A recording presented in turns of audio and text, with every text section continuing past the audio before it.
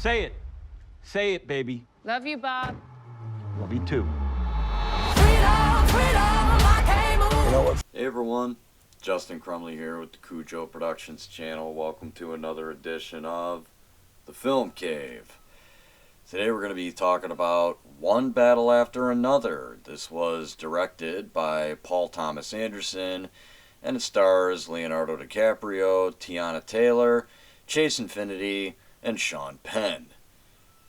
An ex-revolutionary named Bob, who is living off the grid along with his daughter Willa, is dragged back into action when his former nemesis, Colonel Stephen J. Lockjaw, kidnaps his daughter after the Colonel makes a discovery about her. And as I mentioned, this is the new film from Paul Thomas Anderson, and I'm going to be honest, I'm not super familiar with a lot of Paul Thomas Anderson's movies.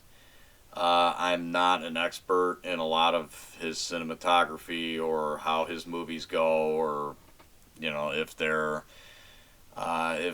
something that I really enjoy. But after seeing One Battle After Another, I definitely want to see more of Paul Thomas Anderson's previous work, because I really enjoyed One Battle After Another.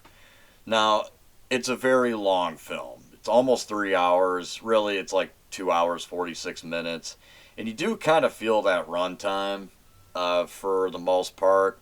There's a lot going on in this movie, and I would say the first 30 to 45 minutes do feel a bit unfocused. The film kind of feels like it's squandering around, meandering without much of a purpose. At least to me, it felt like that. It was entertaining, but it just felt like a lot was going on while also not really moving the film forward. It's kind of hard to explain. But once you get through that 30 to 45 minutes and the film really starts to focus, right around when the daughter is kidnapped and the plot takes off, the film never stops moving, and it's a lot of fun. This is another movie that I'm going to say features a lot of great performances across the board. Leonardo DiCaprio is great, as always. Teyana Taylor, for as much times as she's in the film, she isn't really in the film all that often, but she's pretty fun to watch. Chase Infinity, also really good in this film. In my opinion, the major standout is Sean Penn. Sean Penn's character, Colonel Stephen J. Lockjaw, is both one of the funniest as well as one of the most hateable villains you could ever have put to film. He's very exaggerated. You really don't want to see this guy win, but at the same time, he's so fucking entertaining. What he does with this character, in my opinion, is just a total show stealer. I actually do think he has one of the funniest, if not the funniest scene in the entire movie. It's towards the end. Of course, I'm not going to give anything away, but if you've seen the movie, you probably know the scene I'm talking about. I was dying laughing when that scene took place.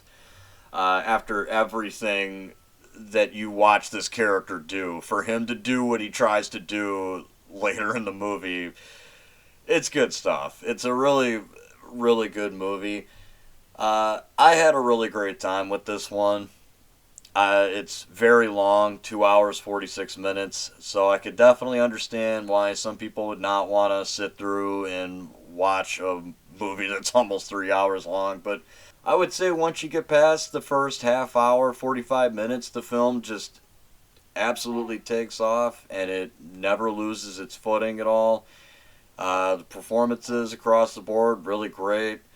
And this is a movie I'm definitely looking forward to seeing again. Maybe not in theaters, but when it hits streaming, when it hits the Blu-ray shelves, I definitely will be adding it to my collection. Alright guys, that's all I got for you today. If you guys have seen One Battle After Another, sound off in the comment section. What did you guys think below? And, as always, I'm Justin Crumley, and this is Cujo Productions saying, stay awesome.